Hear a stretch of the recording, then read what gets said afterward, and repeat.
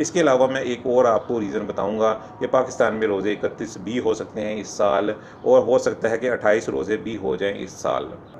अस्सलाम वालेकुम व्यूअर्स, कैसे आप सब लोग। मैं हूं मोहम्मद हारिस। जैसा कि आप जानते हैं, पाकिस्तान में इस टाइम रमज़ान जो है वो रमज़ान का महीना चल रहा है, वो भी अपने अख्ताम की जानिब बढ़ चुका है। आज 28 रोज़े जो है वो गुजर चुके हैं, आगे रह गए 2 रोज़े, 29 और 30 रोज़े।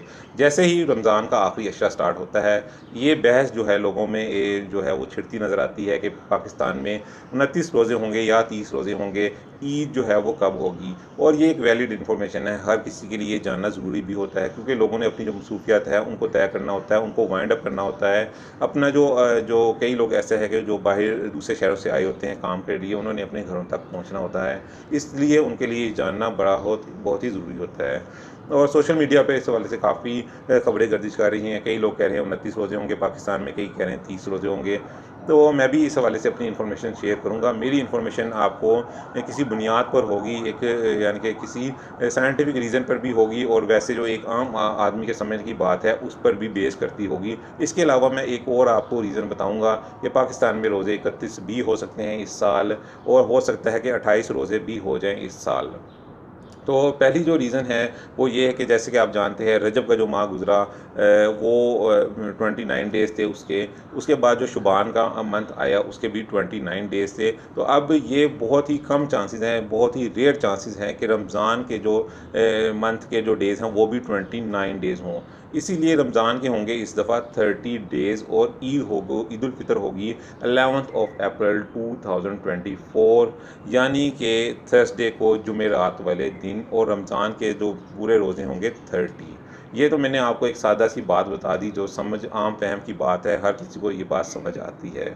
अब दूसरी इसकी साइंटिफिक रीज़न की तरफ आ जाएँ तो वो ये है कि चाँद की जो पैदाइश है वो तो हो जाएगी 29th रोज़े को, यानी कि अभी रोज़ा चल ही रहा होगा, चाँद की पैदाइश हो जाएगी। लेकिन जो नेकेड आई से चाँद को देखने के लिए उसकी कम से कम जो एज है वो 17 आवर्स होनी चाहिए, और अगर आप किसी डिवाइस की मदद से, टेलीस्कोप की मदद से उसको देखना चाहते हैं, तो वो 15 एंड हाफ आवर्स होनी चाहिए।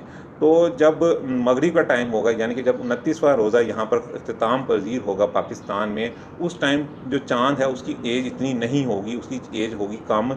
ना वो नेकेड आई से देखा जा सकता है, और ना ही वो टेलीस्कोप की मदद से।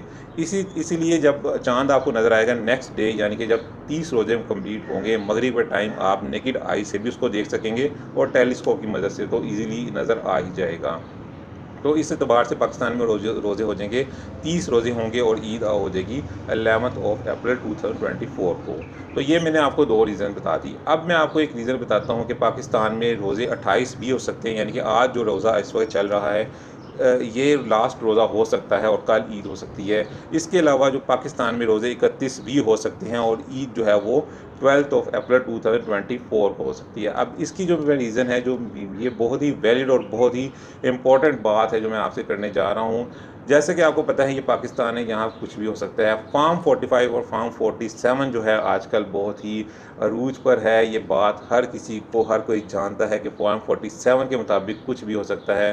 तो फार्म 45 के मुताबिक तो मैंने आपको बता दिया कि ईद होगी 11th ऑफ अप्रैल को, 30 रोज़े मुकम्मल होंगे। हाँ, अगर अब फॉर्म 47 पर आ जाएँ तो उसके मुताबिक रोज़े 29 भी हो सकते हैं, 30 भी हो सकते हैं, और 31 भी हो सकते हैं।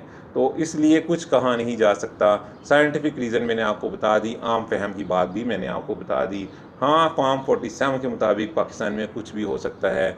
चाहे पूरा पाकिस्तान, एक-एक आदमी, एक-एक बंदा, एक-एक बच्चा जो है वो चाँद देख भी ले, 30 तारीख को देख ले, चाहे कि 30th ऑफ रमज़ान को मगरिब के टाइम देख ले, नेकेड आई से देख ले। लेकिन अगर फॉर्म 47 के मुताबिक आपने रिज़ल्ट अनाउंस कर दिया, तो फिर ईद जो है वो 12th ऑफ अप्रैल को होगी, यानी कि रोज़े होंगे 31, और 12th ऑफ अप्रैल को ईद होगी। तो ये थी मेरी आज की वीडियो। उम्मीद करता हूँ आपको पसंद आई होगी। मिलते हैं किसी और वीडियो में किसी और बात के साथ, तब तक के लिए इजाज़त दीजिए। अल्लाह हाफिज़।